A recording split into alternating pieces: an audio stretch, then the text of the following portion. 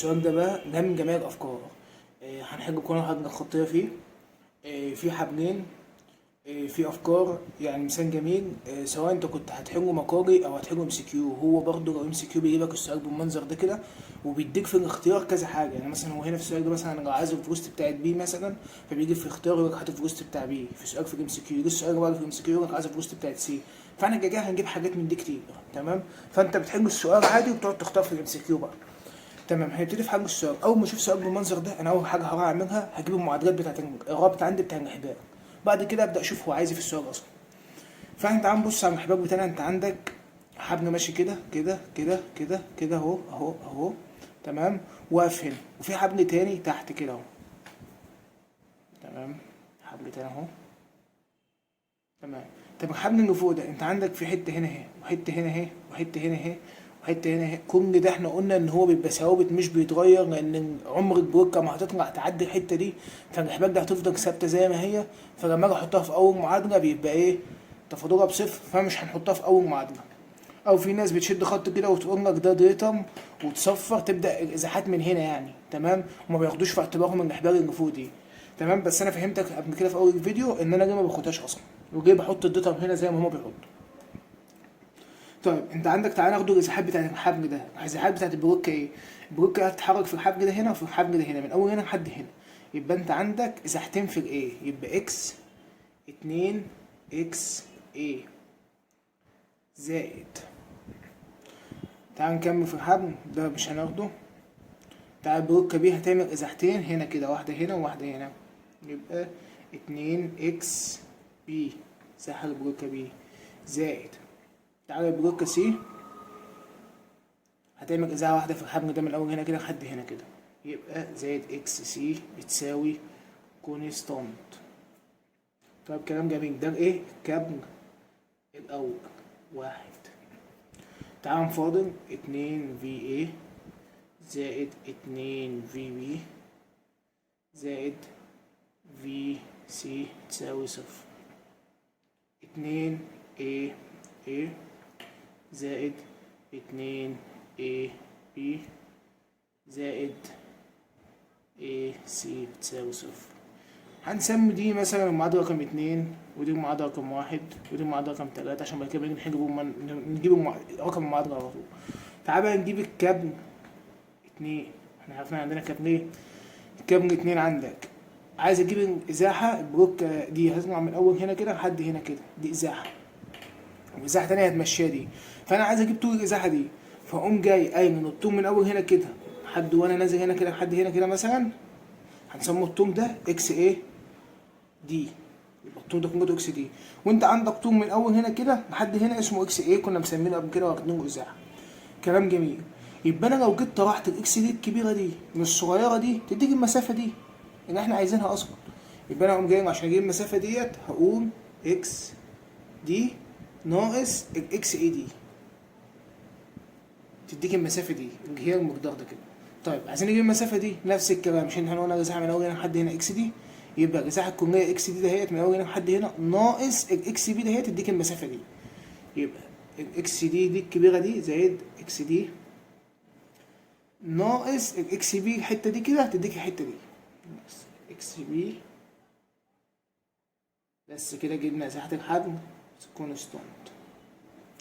تعالى نجمع المعادلة نبسطها شوية. انت عندك اكس دي واكس دي، يبقى 2 اكس دي ناقص اكس ايه ناقص اكس بي تساوي صفر.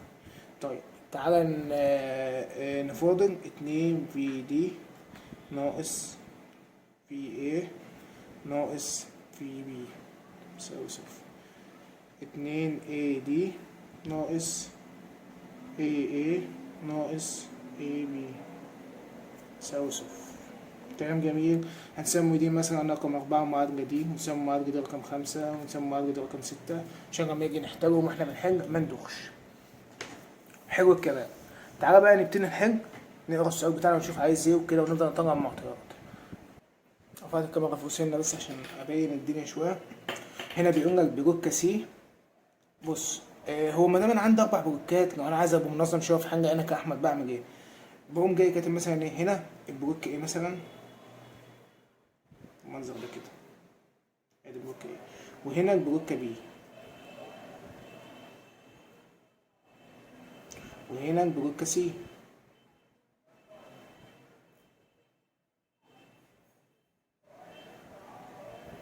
وهنا البلوك دي، وابدا احط معطيات كل بلوك عندها. انا بعمل كده بحس ان هو اريح لي وبينظم لي الدنيا، بحس ان انا بحل بنظام شويه. تمام. هو هنا بيقول لك بلوك سي ستارت فروم ريست، يبقى بلوك سي بدات من سكون، يبقى الفي نوت بتساوي صفر. تمام. التي بتساوي زيرو، عند التي بتساوي زيرو يبقى التي وقتها كانت بتساوي ايه؟ صفر. and move downward with a constant acceleration، بيقول لك ان بتتحرك لاسفل بعجلة ايه؟ ثابتة بتساوي 4 انش على السكند تربيع، يبقى الاكسلريشن بتاعتك بتساوي 4 انش على السكند تربيع. تمام. ومتنساش ان هو قالك ان السرعة بتتحرك لايه؟ لاسفل، يبقى بالموجب. السرعة عندك هنا بالموجب عشان ايه؟ تبتعد عن البقرة. طيب كلام جميل. نكمل قراية. كوينج ان ذات بلوك، بيقول لك ذات بلوك بي هاز كونستانت فيلوسيتي اوف 3 انش على السكند. بيقول لك ان السرعة بتاعت البلوك بي لها سرعة ثابتة بتساوي 3 انش. تمام. البلوك بي لها سرعة ثابتة، يعني معنى كده ان الفي نوت بتساوي الفيلوسيتي بتساوي 3 ايه؟ انش على السكند. لان هو قالك ان السرعه ثابته، يعني هتبتدي بسرعه ابتدائيه 3 وهتنتهي برضه بسرعه 3، السرعه ثابته. وما دام قالوا ان السرعه ثابته يبقى الاكسلريشن بايه؟ بصفر. كلام جميل. تعالى ابورد. يعني السرعه هتبقى البلوكه هتتحرك لاعلى، يعني معنى ان البلوكه هتتحرك لاعلى يبقى السرعه بتاعتك ايه؟ هنا ايه؟ سالب. خلينا نجيب عشان هتقترب من البقره. determine عاوز as a time when the velocity، عاوز التايم عندما تكون الفيلوسيتي of block A is zero. عايز التايم عندما تكون السرعة بصفر. يبقى تعالى عند بلوك A، هو بيقول لك ان هو عايز التايم عندما تكون عندما تكون السرعة بتساوي ايه؟ صفر. يبقى هو عايز هنا التايم اهو. حلو كده. طيب وعايز ايه تاني؟ بيقول لك ذا تايم، عايز التايم برضو عندما تكون سرعة البلوك A velocity of block A is equal to velocity to the velocity block A.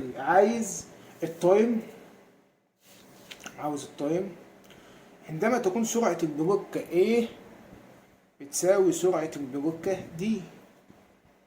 تمام. هو كده عايز مطلوبين، ادي اول مطلوب ودي تاني مطلوب. تعال نشوف تالت مطلوب. the change in position of block A after 5 سكند. عايز التغير في الازاحه البلوك لما تكون البلوك بعد 5 ثواني، يعني البلوك A بعد 5 ثواني. يبقى عايز الدلتا اكس بقى عند زمن بتساوي 5 ايه؟ عند زمن بيساوي 5 ايه؟ سكند. كده كلام جميل. مش هطلعنا المعطيات، طلعنا المعطيات بتاعتك مرص السؤال اهو. تمام. انا كده مش محتاج اصلا راس السؤال في حاجه، انا نظمت حلي، كتبت معادلاتي.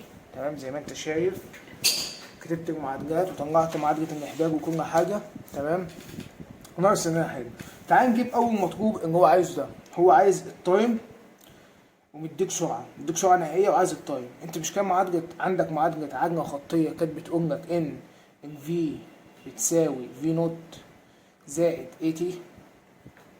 طيب ما هو عايز التايم، مش معايا. تمام. هو عايز ده. طيب ومديك سرعه نهائيه بصفر، مديك دي بصفر. يبقى انا عايز اجيب الفي نوت بتاعت الايه وعايز اجيب الاكسلريشن بتاعت الايه. تمام. طب تعالى نروح نجيب الاول الاكسلريشن بتاعت الايه. تعالى نروح للقانون اللي احنا طلعناه المعادله دي كده. تعالى نروح للمعادله دي. تعالى ننزل المعادله دي تحت. تمام. اكتب هنا كده المعادله رقم 3. كانت بتقول لك ايه المعادله رقم 3 دي؟ 2 AA زائد 2 AB زائد AC.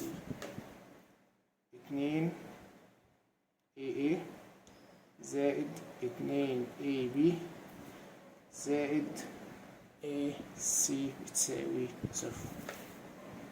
انت معاك تعال نشوف معانا ايه هنا.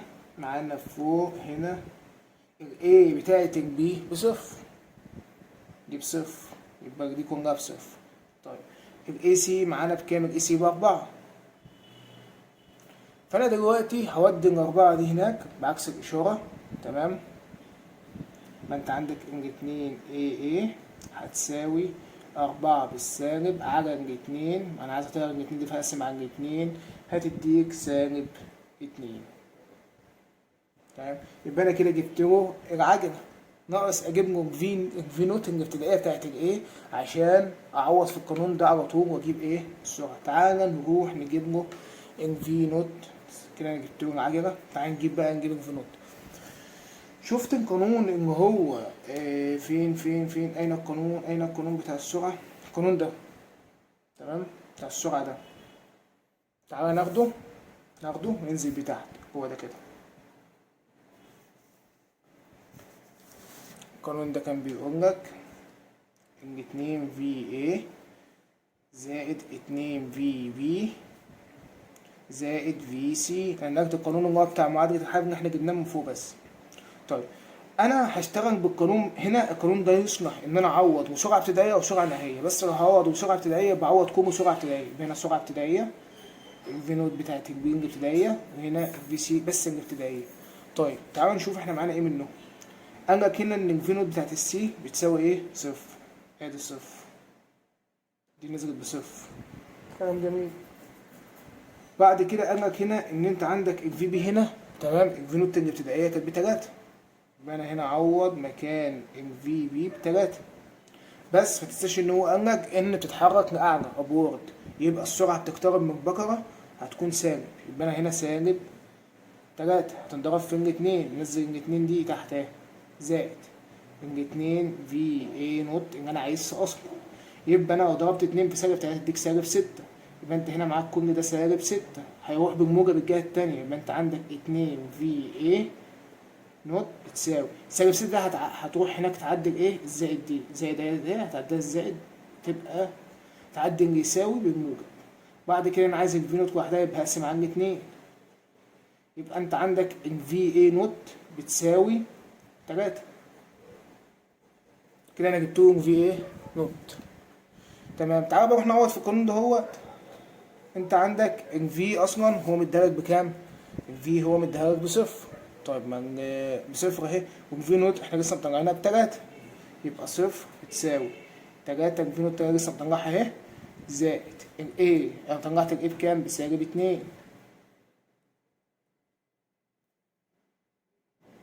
كلام جميل. مضروبة في التايم. فين التايم؟ هو انا اصلا عايز التايم على الآلة الحاسبة. هجيب التايم بتاعك، هودي دي بالسالب تبقى سالب 3، ده هتروح بالسالب كده على تي كانت معاها سالب 2 هنا. طب انا هقسم على سالب 2، يبقى السالب هيروح مع السالب تديك 1.5 سكند. كده انا جبت له اول مطلوب، جبت له التايم عندما كانت السرعه بتساوي ايه؟ صفر. طيب كلام جميل. تعال نروح نجيب له بقى تاني مطلوب. تاني مطلوب عندك كان عايز التايم عندما تكون الفي اي بتساوي الفي دي. تمام. سهل جدا. اللي هو نعمل له ايه؟ تعالى ناخد المعادله بتاعت الفيلوسيتي دي رقم 5 دي. تمام. مش عارف هي باينه في الكاميرا ولا لا، بس انا هنزلها لكم تحت اهي. المعادله ديت هنزلها تحت هنا اهي. 2 في دي ناقص في اي ناقص في بي بتساوي 0. تمام. مش هو قال لك انا عايزها لما تكون الفي اي بتساوي الفي دي؟ يعني انا ما دام الفي اي بتساوي الفي دي انا ممكن اشيل الفي دي واحط الفي اي. بشيل بقى الفي دي لان هما الاثنين بيساووا بعض، حط الفي اي. يبقى انت عندك 2 في اي بالموجب وواحده في سالب في اي. يبقى السالب هتروح مع الاثنين ديت، هيبقى عندك في اي واحده بس. انا كان عندي 2 بالموجب واحده بالسالب، فالسالب خدت واحده من الموجب، اتبقى عندي واحده بالموجب بس، ناقص في بي تساوي صفر. طيب ما انت ممكن تودي دي هناك، الفي بي هتوديها بعكس الاشاره. انت عندك الفي بي احنا كنا مطلعينها بكام؟ الفي بي اصلا هو مديها لك السرعه بتاعه الفي بي ان هي مديها لك ب3 هنا، انا ممكن اعوض عن دي ب3. تمام، يبقى انت عندك الفي اي بتساوي 3، ما هي ده هتروح بالموجب هنا 3 انش على السكند.